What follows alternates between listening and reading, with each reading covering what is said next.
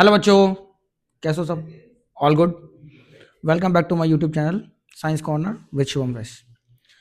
तो बेटे, last class में हम लोगों ने देखा था कि कैल्सिनेशन कैसे होता है, रोस्टिंग कैसे होता है। हम लोग रिफाइनिंग ऑफ मेटल्स पढ़ रहे थे बेसिकली ना। एक्सट्रैक्शन ऑफ मेटल्स के बारे में हमने देखा कि मेटल्स जो है वो किस तरीके से हम उन्हें एक्सट्रैक्ट कर सकते हैं, ठीक है ना, कैसे हम उन्हें रिफाइनिंग कर सकते हैं उनकी। ओके, क्योंकि कोई भी जो मेटल आपकी होती है बेटे, वो इस तरीके से नहीं होता है कि उसको निकालो और हमें यूज़ करना शुरू कर दो। उसके लिए एक प्रॉपर प्रोसेस होता है, ठीक है ना। तो हमें पहले देखना पड़ता है कि जो अर्थ क्रस्ट में जो नेचुरली जो निकलते हैं उन्हें क्या बोलते हैं, मिनरल्स कहते हैं, राइट। और जो हाँ, तो बच्चों जैसे कि हम देख रहे थे कि ठीक है, लास्ट क्लास में हम लोगों ने जो है कैल्सिनेशन पढ़ा, रोस्टिंग पढ़ा क्या होता है, ठीक है। और वो सभी सारे बच्चों को समझ में आ गया, ठीक है ना। हमने पढ़ा था कि जो मिनरल्स होते हैं वो क्या होते हैं कि जो मेटल्स को जब नेचुरली अर्थ क्रस्ट में से निकाला जाता है तो उसके साथ कुछ इम्प्योरिटीज मिक्स होती हैं, तो उनको हम क्या बोलते हैं, जो नेचुरली सब्सटेंस आपके अर्थ क्रस्ट में मिलते हैं उन्हें क्या बोलते हैं, मिनरल्स कहते हैं। एंड मिनरल्स में जो आपकी इम्प्योरिटीज होती हैं, ठीक है, जिसमें से मेटल्स को हम लोग एक्सट्रैक्ट करते हैं, उन इम्प्योरिटीज को क्या बोला जाता है, ओर कहा जाता है, ठीक है। और साथ में small Sandy and Rocky material जो हमारे होते हैं किसी ओर में प्रेजेंट जो होते हैं, उसको हम लोग क्या बोलते हैं, गैंग कहते हैं, ठीक है ना। अब ओर्स की पहले हमें पहचान करनी होती है, ठीक है ना। लीस्ट एक्टिव मेटल में तुम्हारे सल्फाइड ओर्स पाए जाते हैं, उसके लिए कौन सा प्रोसेस यूज होता है, रोस्टिंग यूज होता है, ठीक है। और जो हाई रिएक्टिव मेटल होती हैं, लीस्ट एक्टिव मेटल्स जो है बेटे वो काफी मतलब लीस्ट एक्टिव होती है, मतलब बहुत कम रिएक्शन करती हैं, राइट। तो उसकी वजह से क्या होता है कि उसमें हमने एक बार उसमें रोस्टिंग लगा दिया। रोस्टिंग का मतलब क्या होता है, heating in the presence of air. Okay, उससे क्या होता है, सल्फर डाइऑक्साइड निकल जाती है, मेटल का ऑक्साइड बनता है, मेटल की ऑक्साइड को फर्दर हीट करते हैं तो हमारी क्या बन जाती है, प्योर मेटल बन जाती है, ठीक है। Okay, and when we talk about the calcination, तो कैल्सिनेशन जो है it is employed inside the in those minerals which have carbonate ores. Okay, so right. तो मेटल जो होते हैं जिसमें कार्बोनेट ओर्स होते हैं तुम्हारे, उसके लिए हम लोग कैल्सिनेशन का प्रोसेस यूज करते हैं। कैल्सिनेशन में क्या होता है, ठीक है, when the carbonate ore is heated in the absence of air और लिमिटेड प्रेजेंस ऑफ एयर, उसे लिमिटेड प्रेजेंस ऑफ एयर में जब हीट किया जाता है, ठीक है, then we can get the metal oxide and carbon dioxide. Okay, तो मेटल ऑक्साइड मिलती है हमें और कार्बन डाइऑक्साइड मिलती है, ठीक है। And the pure metal can be obtained by the reduction of that metal oxide, ठीक है, with the help of reducing agent. Okay, जब उसको फर्दर हीट किया जाता है, उसमें रिड्यूसिंग एजेंट डाला जाता है, तो उससे हमें क्या मिलता है, प्योर मेटल मिल जाती है, ठीक है। तो ये सब हम लास्ट क्लास में पढ़ चुके हैं, ठीक है बच्चों। किसी को ये चीज़ नहीं आती तो हमारी लास्ट वीडियोस को जरा देखो। तो आज हम लोग पढ़ेंगे extraction of high reactive metals, ठीक है, extraction of high reactive metals, high reactive metals, ठीक है। तो बेटे हाई रिएक्टिव मेटल्स की जैसे हम बात करते हैं, इसमें क्या होता है, सी देखो बेटे, extraction of high reactive metals की हम लोग बात करते हैं। अब जो हाई रिएक्टिव मेटल्स तुम्हारे जो होते हैं बेटे, इसमें इसमें क्या होता है, जो प्रोसेस होता है ना बेटे, उसका नाम तुम्हारा क्या होता है, बात है प्रोसेस जो होता है ना बेटे, उसका नाम क्या होता है, हमारा इलेक्ट्रोलाइटिक रिफाइनिंग, इलेक्ट्रोलाइटिक रिफाइनिंग, ठीक है बच्चों, इलेक्ट्रोलाइटिक रिफाइनिंग, ठीक है बच्चों। ओके, तो इलेक्ट्रोलाइटिक रिफाइनिंग जो होता है ना बेटे, इसमें हम क्या करते हैं, हम लोग क्या करते हैं, जो मेटल तुम्हारी हाई रिएक्टिव होती है, हाई रिएक्टिव का मतलब हो गया जैसे like the metals like sodium हो गया तुम्हारा, जैसे मैग्नीशियम हो गया आपका, ठीक है ना, पोटेशियम हो गया, कैल्शियम हो गया, ठीक है, etcetera. These are the high reactive metals. Okay, अब इनमें क्या होता है कि अगर हम इसको कैल्सिनेशन रोस्टिंग क्यों नहीं यूज करते, पहला पॉइंट हमारा ये आता है, इस पर क्वेश्चन तुम्हारा बनता है बेटे, ठीक है, why calcination roasting can not applied in on these metals, right, because these metals have high affinity towards oxygen. आप इसको क्या करते हो, हीट करके ना, जैसे लेट्स से कि मैं अगर बात करूं कि सोडियम से मैं सोडियम ऑक्साइड तो बना दूंगा, जब मैं इसे हीट करूंगा, मेटल से क्या, उसे हीट करने से क्या बनती है, मेरी मेटल सोडियम में मान लो कोई भी XYZ कोई भी और है, राइट, तो मैं इसको सोडियम ऑक्साइड तक तो बना ले जाऊंगा। हम कैल्सिनेशन रोस्टिंग में क्या करते हैं, पहले मेटल ऑक्साइड तक लेके जाते हैं, ठीक है, बट लेकिन ये हाई रिएक्टिव होने की वजह से इनकी एफिनिटी जो होती है, मतलब इनका प्यार होता है ऑक्सीजन से, बहुत इतना स्ट्रांग होता है कि वो छोड़ता ही नहीं है इसको, मतलब मैं इससे फर्दर नहीं जा सकता, राइट, मैं मेटल ऑक्साइड से प्योर मेटल तक नहीं जा सकता इन प्रोसेस के अंदर, because these metals are very high reactive. तो ये ऑक्सीजन को पकड़ के रखती है, बिल्कुल छोड़ नहीं सकती चाहे कुछ भी हो जाए, समझ आ रही है बात। तो हमें इसमें क्या करना पड़ता है, फिर जब इंसान पागल हो जाता है तो क्या करता है, उसे करंट दिया जाता है ना, राइट, बहुत ज्यादा पागल हो जाता है, बिल्कुल कुछ सुनता ही नहीं है, जो उसे बोलना वो बोलेगा, तो उसे फिर पागल करार दिया जाता है। उसके बाद फिर क्या होता है, उसको हॉस्पिटल में एडमिट करवा के उसे इलेक्ट्रिक शॉक्स दिए जाते हैं, राइट। तो ये वैसे वाले पागल होते हैं, इनको इलेक्ट्रिक शॉक्स दिए जाते हैं। तो इलेक्ट्रिक शॉक्स को हम क्या बोलते हैं, इलेक्ट्रोलाइटिक प्रोसेस। अब एग्जाम में लिख के मत आ जाना ये, ठीक है, जरूरी नहीं है। तो बेसिकली हमें क्या पढ़ना है कि दीज मेटल्स हैव हाई तो इसका आंसर क्या होगा, these metals have high affinity towards the oxygen, have high affinity towards oxygen, ठीक है, टुवर्ड्स ऑक्सीजन। इसको हम क्यों यूज करते हैं, ठीक है, दैट इज वाई, ठीक है, because of which pure metal can not be obtained by heating alone, ठीक है, pure metal can, because of which pure metal can not be obtained by heating alone, by heating alone, ठीक है बेटे। तो सिर्फ heat करने से इन metals को नहीं जो है प्राप्त किया जा सकता, समझ आई बात।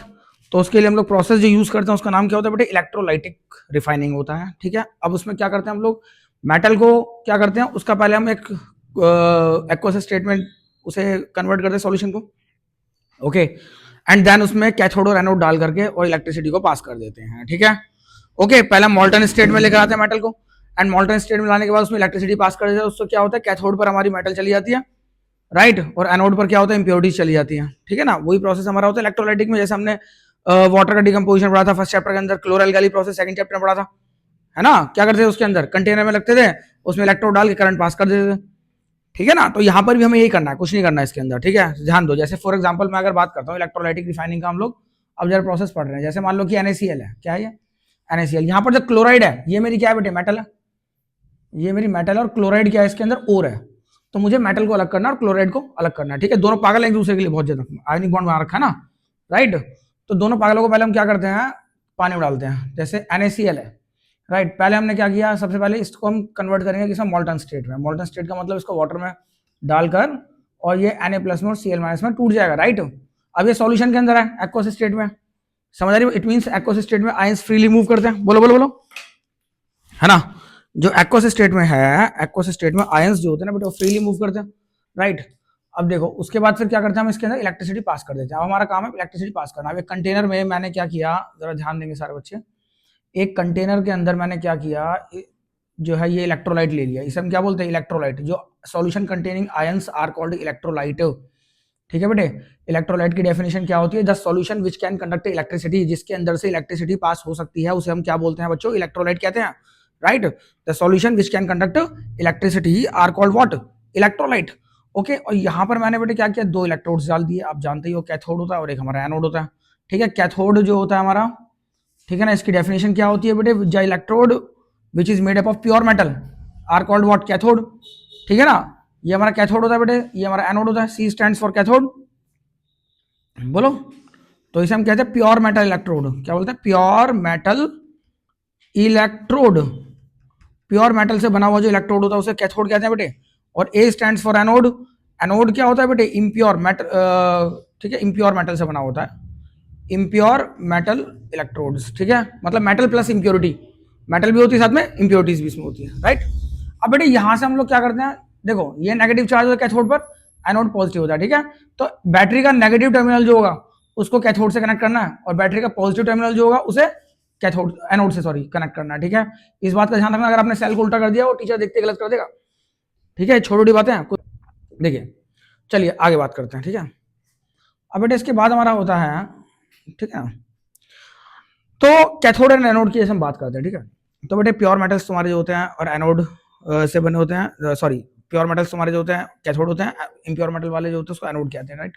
अब जैसे ही मैं इसमें इलेक्ट्रिसिटी पास करता हूँ, ध्यान दीजिए, अब इसमें आयंस है कौन कौन से, ठीक है, आयंस कौन कौन से इसमें जरा ध्यान देंगे, एक तो Na+ है और एक Cl-, दो टाइप के आयंस है, ठीक है। और ये आयंस क्या करते हैं बेटे, अपने ऑपोजिट चार्ज इलेक्ट्रोड को अट्रैक्ट करना शुरू कर देते हैं, ये अपने ऑपोजिटली चार्ज इलेक्ट्रोड को अट्रैक्ट करना शुरू कर देते हैं, जो आयंस जो आपके होते हैं, ठीक है। जैसे पॉजिटिव जो आयंस है वो नेगेटिव वाले इलेक्ट्रोड की तरफ जाएंगे, और जो नेगेटिव आयंस है वो तुम्हारे पॉजिटिव वाले इलेक्ट्रोड की तरफ जाना शुरू कर देगा, उन पर ज्यादा करके इकट्ठा हो जाएंगे, डिपॉजिट हो जाते हैं उसके ऊपर, ठीक है।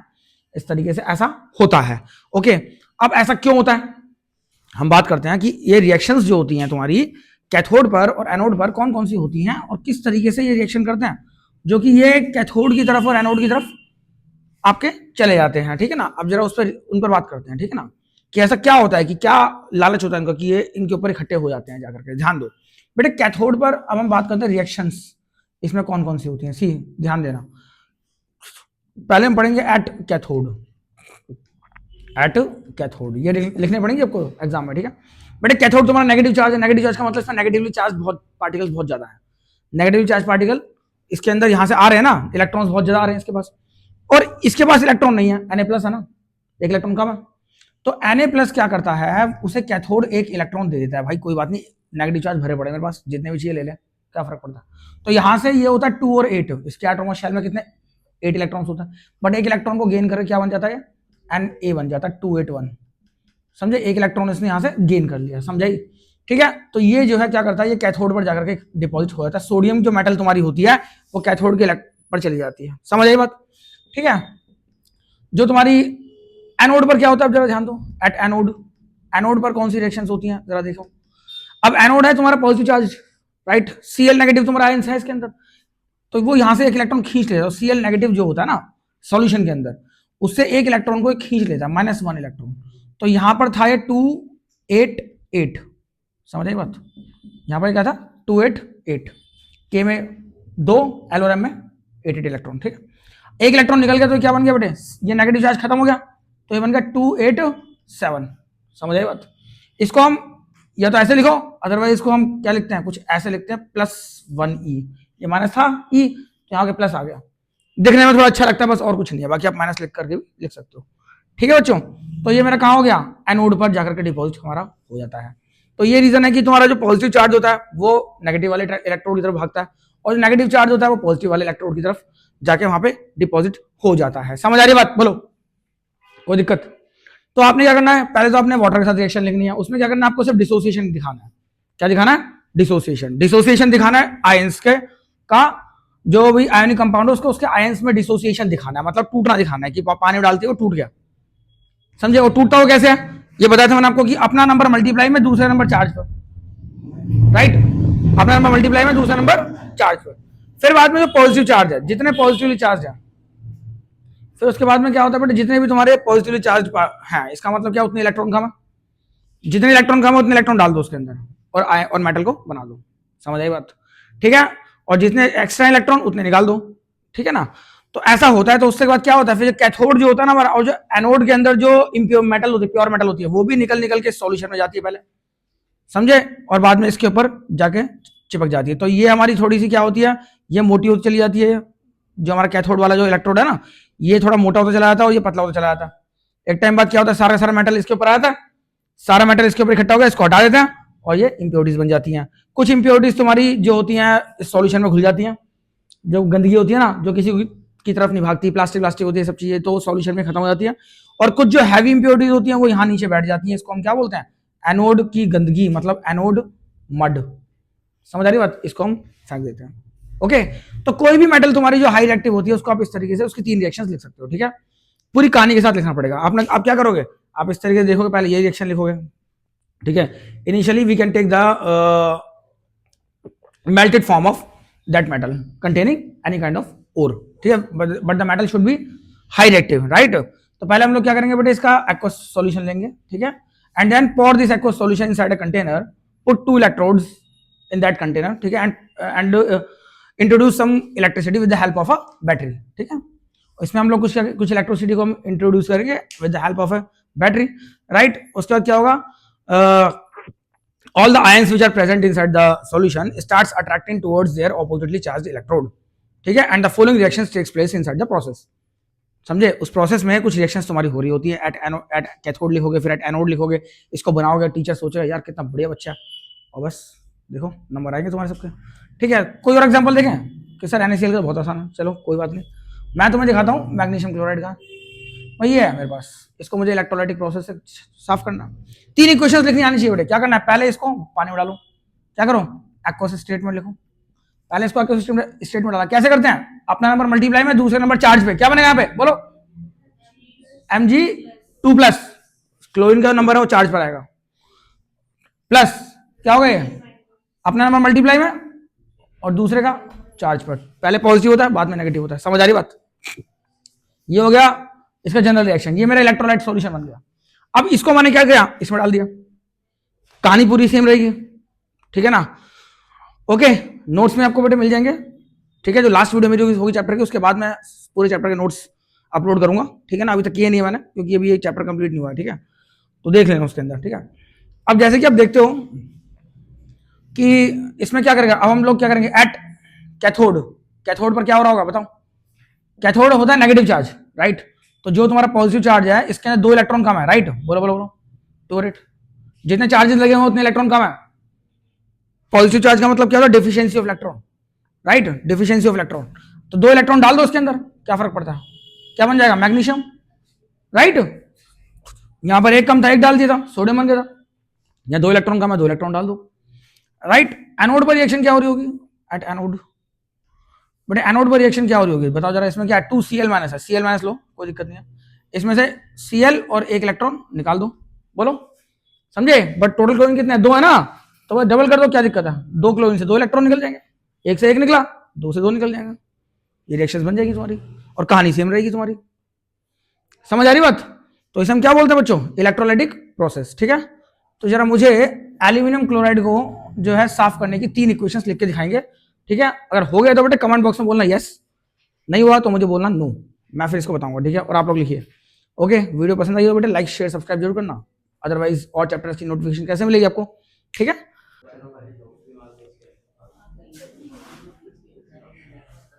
बैठ जाओ बेटा, ये एक दिन वायरल होगा, चिंता मत करो, सिग्नेचर स्टाइल है मेरा देखो, चले आगे पढ़ रहे हैं बेटे, क्या कोरोजन, हाँ कोरोजन, तो बेटे फर्स्ट चैप्टर में भी हम लोग ये पढ़ चुके थे कोरोजन के बारे में, का मतलब क्या, when a metal gets attacked by any external substance like acid, air, water, moisture, ठीक है ना, and starts producing new compounds by the chemical reaction between them with them, sorry, ठीक है, ऑन देयर सरफेस। जब कोई metal अपने surface पर कुछ नए सब्सटेंस का प्रोडक्शन शुरू कर देता है, कैसे, वो जो एटमॉस्फेरिक जो सब्सटेंस होते हैं उनसे रिएक्शन करने के बाद उस मेटल के सरफेस पर न्यू सब्सटेंस का फॉर्मेशन स्टार्ट हो जाता है। क्यों होता है, क्योंकि मेटल जो है ना, मेटल जो होती है, मेटल उनसे रिएक्शन करनी शुरू कर देते हैं, केमिकल रिएक्शन की वजह से ऐसा होता है, समझ आ रही बात।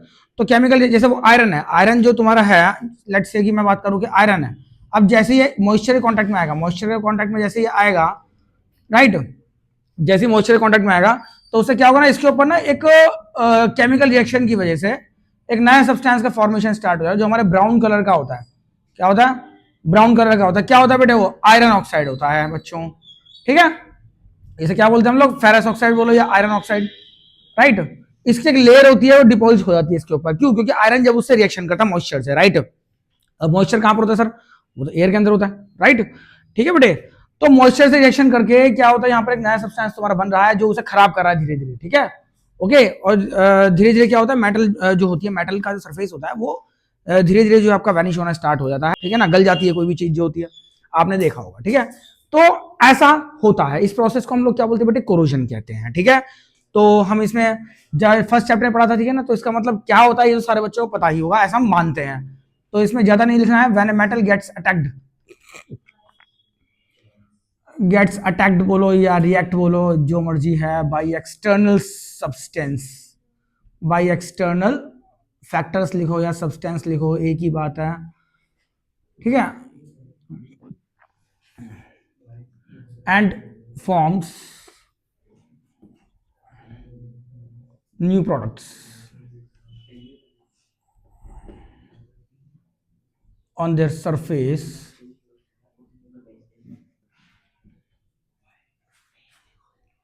by reacting with them, by reacting with them, ठीक है बेटे, जब वो उनसे रिएक्शन करके नए प्रोडक्ट्स अपने सरफेस से बनाती है, ठीक है, विच में कॉज देयर स्पॉइलेज, ठीक है ना, जिसकी वजह से मेटल्स जो हमारी खराब हो सकती हैं, ठीक है बच्चों।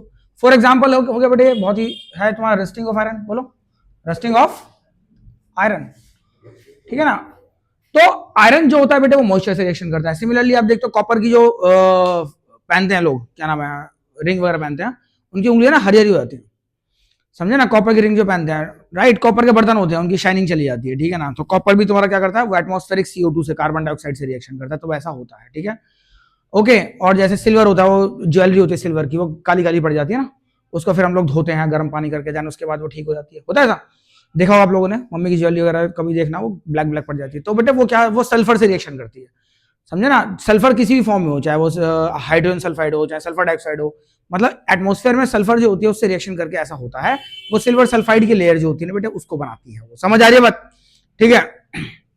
तो ऐसा होता है। तो जैसे मैंने बताया बेटे क्या, कॉपर जो है तुम्हारा वो रिएक्शन करता है बेटे एटमॉस्फेरिक CO2 से, समझे, जब वो कोरोड होता है कॉपर जो है बेटे वो एटमॉस्फेरिक CO2 से रिएक्शन करता है, ठीक है ना, एटमॉस्फेरिक CO2 से रिएक्शन करके कॉपर कार्बोनेट की लेयर बनाता है, ठीक है ना। ये कैसी होती है बेटे, ग्रीन कलर की होती है, ठीक है। इसके और भी फॉर्मूले होते हैं, और भी काफी चीजें होती है, बट वो हायर क्लासेस में पढ़ोगे आप, जो एनसीईआरटी में सिर्फ वही पढ़ने वाले हैं, ठीक है। कोई हवाबाजी नहीं, सिर्फ एनसीईआरटी में पढ़ो, ठीक है, बिल्कुल भी कुछ जरूरत नहीं, कुछ पढ़ने की जरूरत की चीज है, क्योंकि सारा बोर्ड का एग्जाम तुम्हारा एनसीईआरटी में से आने वाला है, ठीक है ना। ये कंफ्यूज होगा कि इसे पढ़ लो, यहाँ से पढ़ लो, वहां से पढ़ लो, ये बनेगा वो बनेगा, केमिस्ट्री में इतना एक्सेप्शन है, chemistry is full of exception, ठीक है ना। आप 11th में जाओगे आपको कुछ और मिलेगा, 12th में जाओगे तो आपको कुछ और मिलेगा, समझ आ रही बात, ठीक है ना। तो कुछ नहीं है भाई, बोर्ड्स पर फोकस रखना है सिर्फ खाली, ठीक है ना। तो जो है एनसीईआरटी में से उससे देखो, राइट। तो कॉपर की जैसे हम बात करते हैं, ठीक है ना, ये कार्बन डाइऑक्साइड से रिएक्शन करता है, और मैंने क्या बताया बेटे, ग्रीन कोटिंग हो जाती है इसके ऊपर। आयरन के ऊपर मैंने बताया, आयरन तुम्हारा किससे रिएक्शन करता है बेटे, मॉइस्चर से रिएक्शन करता है, राइट। तो इसके ऊपर क्या, ब्राउन, जब जैसे ये कोरोड करेगा बेटे तो क्या बनेगा, Fe3O4 बन जाएगा, राइट। ये हमारा क्या होता है बेटे, ये जंग होती है आयरन ऑक्साइड, जिसको जो हमारी होती है कैसी, ब्राउन कलर की होती है, brown flaky substance, brown flaky का मतलब चुभीला, ठीक है, ब्राउन फ्लैकी सब्सटेंस तुम्हारा होता है बेटे, इसकी स्पेलिंग देख लेना, मुझे याद नहीं है, ओके। और सिल्वर जो होता है ये H2S से रिएक्शन कर सकता है, सल्फर डाइऑक्साइड से रिएक्शन कर सकता है, हाइड्रोजन सल्फाइड से, बस सल्फर उस कंपाउंड में प्रेजेंट होना चाहिए, ठीक है। तो उससे जब ये रिएक्शन करेगा तो सिल्वर सल्फाइड की लेयर बन जाती है बेटे, कोई दिक्कत, Ag2S बोलते हैं इसे, ओके। तो ये हमारी कैसी होती है बेटे, ब्लैक होती है, ये उसको सिल्वर को खराब करती है, राइट। तो गोल्ड इतना महंगा क्यों है, क्योंकि वो इन एटमॉस्फेरिक फैक्टर्स का फर्क ही नहीं पड़ता उसके ऊपर, ठीक है ना, वो रिएक्शन ही नहीं करता किसी से, इसलिए क्या होता है, इंसान खत्म हो जाएगा बट गोल्ड कभी खराब नहीं होगा। कहते ना कि ये मेरी परदादी का सोना है, इसे ये तुम्हारी अमानत है, ये है वो है, तो क्या है, वो कभी खराब क्यों नहीं होता, ऐसे ही नहीं होता, बिकॉज वो रिएक्शन ही नहीं करता, इसीलिए वो बहुत महंगा है। जो बच्चा सिर्फ पढ़ाई करता है, पढ़ाई पे फोकस रखता है, अपने करियर पे फोकस रखता है, सिर्फ बोर्ड्स के एग्जामिनेशन पे सिर्फ उसके नंबर अच्छे आते हैं, समझ रहे, वही सबसे महंगा बच्चा होता है। बाकी सारे क्या होते हैं, सब आ रहे, कोई लोहा है, कोई लंगड़ है, कोई कंकड़ है, कोई कुछ है, कोई कुछ, ठीक है। तो ये चलता रहता है, ठीक है। तो यहां से कोरोजन से हमें ये एक अच्छी बात सीखने को मिलती है, ठीक है ना। तो बिल्कुल भी कोरोड नहीं होने देना है अपने आप को, जितनी ज्यादा दोस्ती करोगे उतनी ज्यादा खराब हो जाओगे, समझे, हाँ। चलिए आगे बात करते हैं। डायमंड तो बेटे वो है नॉन मेटल, कार्बन की फॉर्म है, कार्बन का एलोट्रॉप है, वो बेचारा प्रेशर की वजह से बन जाता है, ठीक है ना। तो डायमंड से हमें ये सीखने को मिलता है कि अगर कोई बिल्कुल डम्प बच्चा है, ठीक है ना, जो सिर्फ उन्हें जानता है, उसको भी दबाया जा सकता है, दबा दबा के प्रेशर लगा लगा के, अर्थ का प्रेशर लगता है, ठीक है ना, ग्रेविटी का प्रेशर लगता है, जिसके कार्बन के पार्टिकल बहुत ही क्लोज आते हैं, क्लोज आने के बाद क्या होता है, वो एक शेप ले लेता है, समझे, तब बनता है डायमंड, वो अलग प्रोसेस है। चले आगे। तो ये sir this was all about the corrosion. तो बेटे कोरोजन से बचने के तरीके होते हैं, मेथड्स फॉर प्रिवेंटिंग, ये एग्जाम में आएंगे बहुत, समझ लो आए रखा है। अब जो पढ़ा रहा हूं मैं उसमें से पेपर में तुम्हें 2-3 क्वेश्चन मिलने वाले हैं, ध्यान रखना, ठीक है। तो आराम से पढ़ना है इसे। तो अब हम बात कर रहे हैं क्या, methods for prevention of corrosion, methods for prevention from corrosion.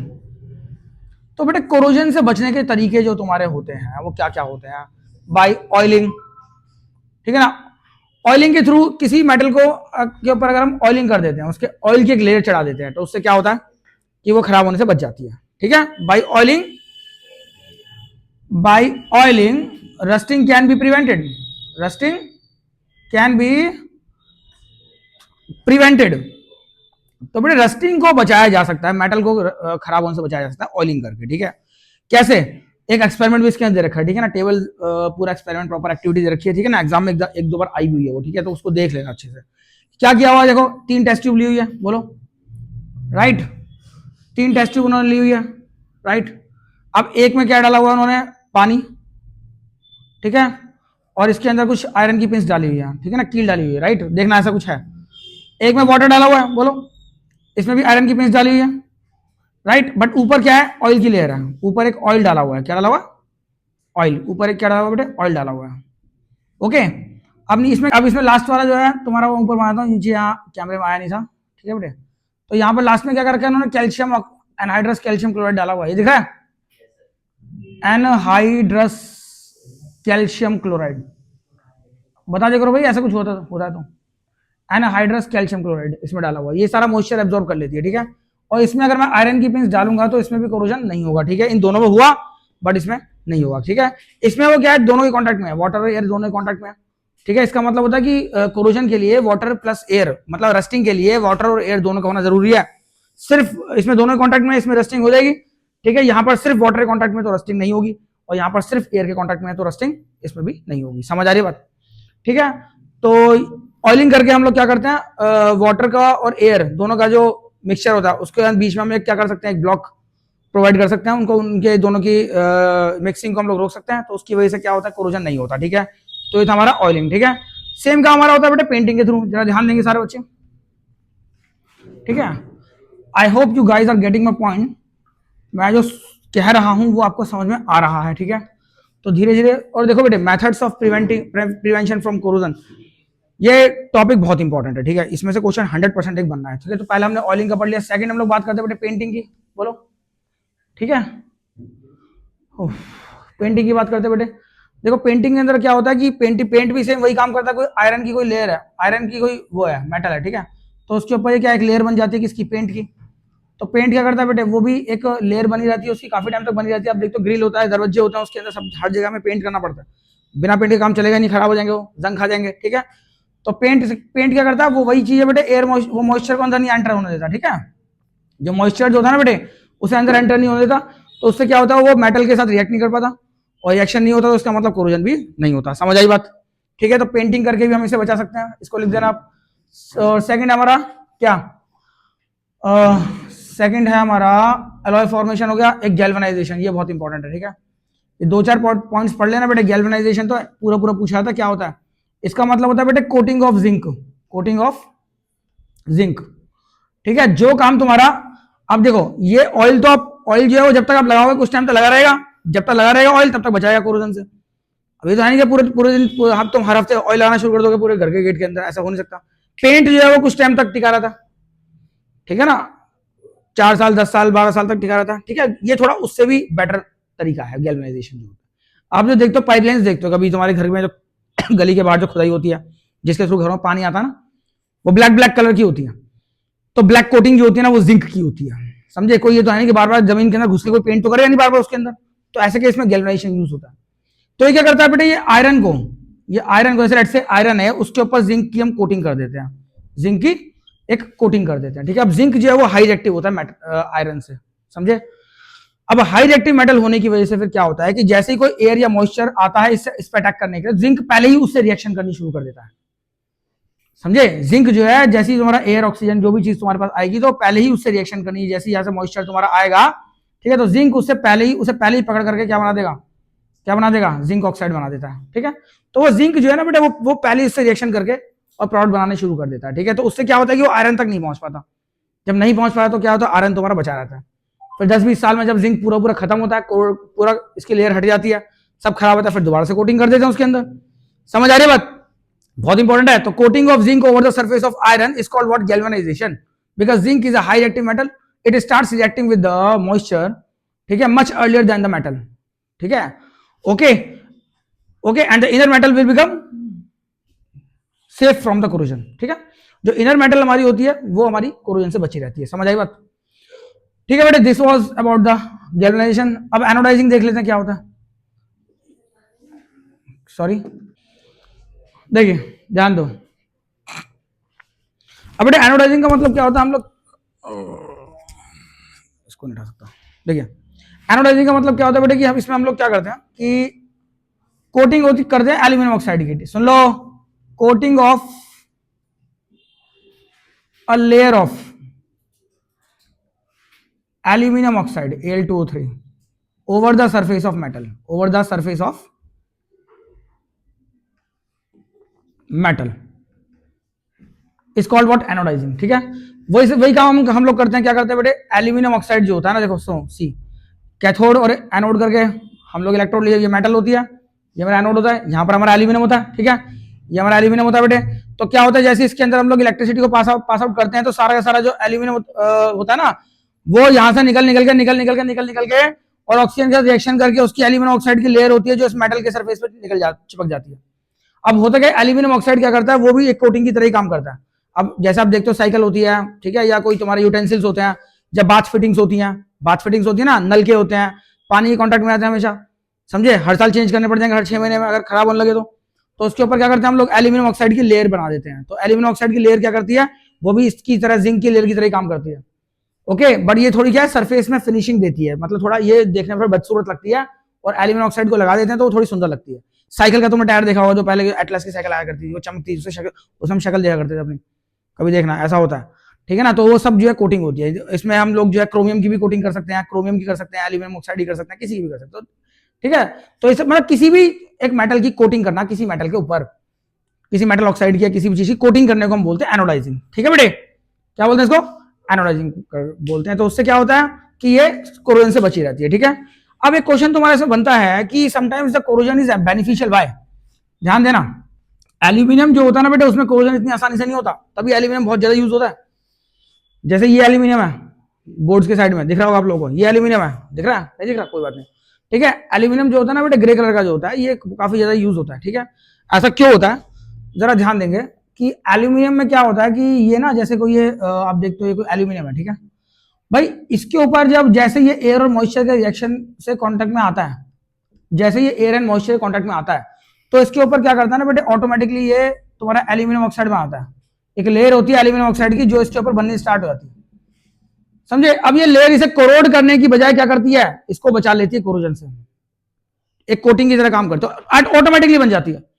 कभी आप देखें एल्यूमिनियम के गेट होते हैं, उनमें पेंट करने की जरूरत नहीं पड़ती ना, उसमें ऑयलिंग करने की जरूरत पड़ती, कोई जरूरत नहीं पड़ती, क्यों नहीं पड़ती, क्योंकि रिएक्शन करेगा तो ये लेयर अपने आप बनेगी, ऑटोमेटिकली पेंट हो जाता है, मतलब रिएक्शन की वजह से जो लेयर बनती है, ये जो प्रोडक्ट बनता है एल्यूमिनियम ऑक्साइड, ये प्रोडक्ट जो बनता है, यही एक लेयर उसके ऊपर बन जाती है, जो उसको बचा लेती है कोरोजन से, ठीक है। जिसलिए आप देखते हो इतनी वायर होती है, घर के बाहर वायर होती है, गेट होते हैं, बाइक के अलॉय व्हील्स होते हैं, कार के टायर के, सब एल्यूमिनियम के क्यों बने जाते हैं, एक तो हल्का होता है तो कैरी करना इजी है, ठीक है ना, इजीली, और साथ में ये मेटल है ठीक ठाक, इसमें स्ट्रेंथ भी अच्छी खासी होती है, और साथ में खराब नहीं होती, बारिश में गाड़ी चल रही है, ठीक है, कहीं पर पानी में वाटर से रिएक्शन कर रही है, कुछ भी कर रही, तो ऑटोमेटिकली ये लेयर बन जाती है, और लेयर बनने के बाद फिर क्या होता है, वो लेयर ही इसको बचा लेती है, ठीक है।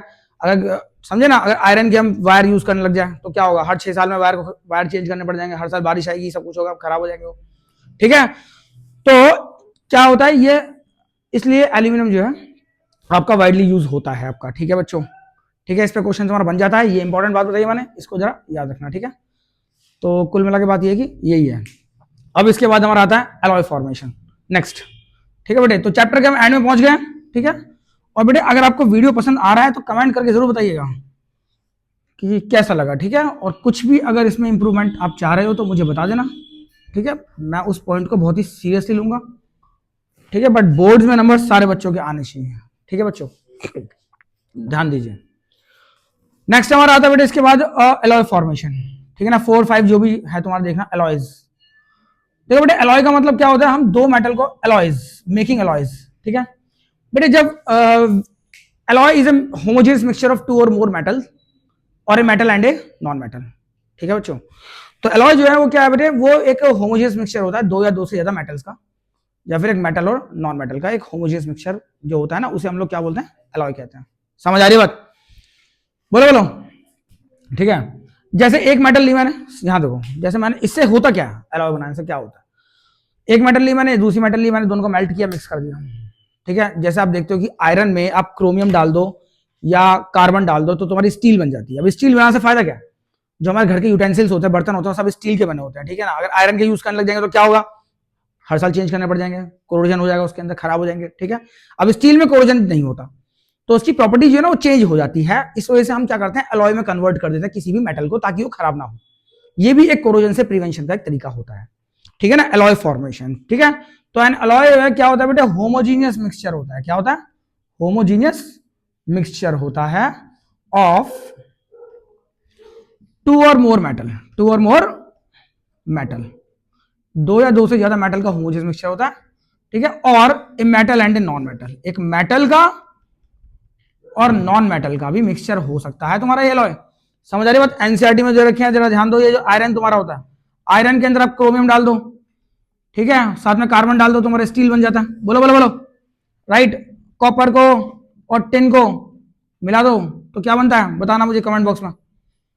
और टिन को और लेड को मिला दो तो क्या बनता है, क्या बनता है, सोल्डर, वेरी गुड। इससे क्या बनता है? कॉपर टिन से क्या बनता है? ब्रॉन्ज। ठीक है बेटे, एक और था एनसीईआरटी में, कौन सा था? कॉपर और जिंक से क्या बनता है? बताओ बताओ बताओ। ब्रॉन्ज बनता है। ठीक है, तो ये सब क्या है बेटे? एलॉय हैं। इसके ऊपर एक क्वेश्चन पक्का बनना है, चाहे एमसीक्यू में आए चाहे कहीं पे भी आए। क्वेश्चन कैसा आएगा सर? बताओ अभी कैसा आएगा कि स्टील, ठीक है, is an alloy of this this this, समझे? Bronze is an alloy of this and this, fill in the blank आ जाएगा, समझे? ऑप्शन में एमसीक्यू में आ जाएंगे, एक क्वेश्चन कंफर्म बनना है इसमें से। ठीक है बच्चों, एमलगम, उसे कैसे भूल गए हम? बताओ। मरकरी से बना हुआ जो एलॉय होता है ना बेटे, उसे हम क्या बोलते हैं? एमलगम कहते हैं, एमलगम। ठीक है बेटे। अब बच्चों, प्यारे बच्चों, एमलगम का मतलब होता है, ये होता है alloy of mercury. If one metal is mercury then the alloy formed is called what? Amalgam. एक मेटल जो हमारी मरकरी, अगर एक मेटल हमारी मरकरी है तो उसका कोई भी मेटल या नॉन मेटल को मैं मिला रहा हूं तो उसको क्या बोलते हैं बच्चों? एमलगम कहते हैं। ठीक है। अब एमलगम का यूज तुम्हारा जो होता है, डेंटिस्ट इसका यूज करते हैं। ठीक है, यूज कहां होता है? डेंटिस्ट जो है वो इनका यूज करते हैं। दांतों में फिलिंग होती है ना, उसमें एमलगम का, उसमें एमलगम यूज होता है। ठीक है, बाकी इनका यूज पढ़ लिया बेटे। ब्रॉन्ज हो गया, तुम्हारा ब्रॉन्ज हो गया तुम्हारा, अरे ब्रॉन्ज दो बार लिख दिया मैंने। ब्रास का बनता है फिर, नीचे वाला ब्रास बनता है ना। हाँ, बता दिया करो बच्चों को, गलती होती है तो। ठीक है, ओके। तो डेंटिस्ट जो है इसको यूज करते हैं, फिलिंग, जो दांतों में फिलिंग करनी होती है, कैविटीज वगैरह हो जाती हैं तो फिलिंग करते हैं, तो उसमें यूज करते हैं, वो एमलगम होता है बच्चों। ठीक है ना। बाकी ब्रास के, ब्रॉन्ज, इसके मेडल बनाए जाते हैं। ठीक है, ब्रॉन्ज मेडल होता है ब्रास का, ये इसकी जो है स्टैचूज बनाए जाते हैं। सोल्डर तुम्हारा जो होता है, क्या होता है? ये सोल्डरिंग करने का काम आता है, मतलब वेल्डिंग मटेरियल की फॉर्म में यूज होता है। जब फोन वगैरह में, पीसीबी में से वेल्डिंग करनी होती है ना, बोलो बोलो, तो ये वेल्डिंग के लिए यूज होता है बेटे। यूजेस पढ़ लेना इनके सबके। ब्रॉन्ज, इसके मेडल बनाए जाते हैं बच्चों, राइट। ब्रास के तुम्हारे स्टैचू बनाए जाते हैं। ठीक है, स्टैचूज हो गए तुम्हारे, ये बनाए जाते हैं बाद में तुम्हारे, या फिर तुम्हारे जो वेपन्स होते हैं वो बनते हैं। ठीक है, स्टील जो होता है उसके यूटेंसिल्स बनते हैं। ठीक है, यूजेस पढ़ लेना। बाकी मेटल्स के, मेटल जो होती है तुम्हारे बेटे, उसके गेट में यूज होता है, वायर में इस्तेमाल होता है वो। ठीक है ना, हर जगह मेटल का यूज होता है, हम अपने आसपास हर तरफ मेटल ही देखते हैं। ठीक है, और बाकी ज्वेलरी वगैरह बनाने में मेटल का यूज होता है। ठीक है ना। और इसमें हम लोग जो है 24 कैरेट की ज्वेलरी जो होती है वो नहीं बन सकती। क्यों? क्योंकि 24 कैरेट जो गोल्ड होता है हमारा, बहुत ही सॉफ्ट होता है, हल्का होता है। ठीक है, तो उसके अंदर क्या करते हैं, some amount of copper and silver, उसको हमें मिक्स करना पड़ता है, समझे, टू मेक इट हार्ड। ठीक है, तो गोल्ड जो होता है तुम्हारा, ये 24 कैरेट जो होता है वो बहुत ही क्या होता है बेटे? सॉफ्ट होता है, सॉफ्ट होता है। ठीक है, तो उसमें हमें क्या करना पड़ता है? So we have to mix some amount of, हमें कुछ अमाउंट इसके अंदर बेटे मिक्स करना पड़ता है, copper and silver, to make it hard. ठीक है, टू मेक इट हार्ड, ये क्वेश्चन बनता है तुम्हारा। ठीक है, बाकी एक्वा रीजिया क्या होता है, जरा उस पर बात करते हैं।